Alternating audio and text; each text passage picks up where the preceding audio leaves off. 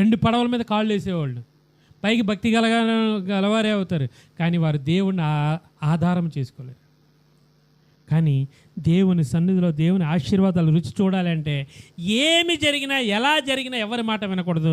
కేవలం బైబిల్ చదువుకుని బైబిల్లో ఏ మాటలు ఉన్నాయో ఆ మాటల ప్రకారం జీవిస్తే దేవుడు వారిని ఖచ్చితంగా దీవిస్తాడు. దేవుని సన్నిధిలో మేము రక్షించబడిన తర్వాత నా జీవితంలో వివాహం అనేది ఒక పెద్ద సమస్య అయిపోయింది.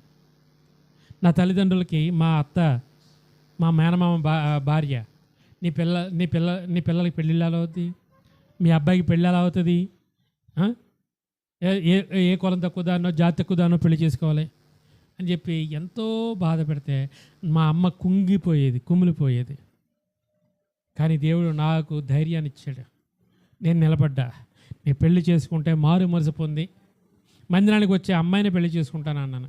కానీ దేవుడు మా చుట్టాలందరిలోనూ ఆశ్చర్యం కలిగించే దిగులుగా కావుంట్ల అమ్మాయే, దేవుడిని నమ్ముకున్న అమ్మాయే, మా కుటుంబానికి గౌరవం తెచ్చే అమ్మాయిని నాకు ఇచ్చాడు భార్యగా.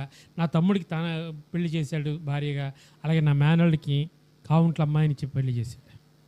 కాబట్టి దేవుడు మన తలను ఎత్తేవాడే తప్ప దేవుడు మనల్ని ఏమాత్రము కించపరిచేవాడిగా ఉండడు. ఎందుకు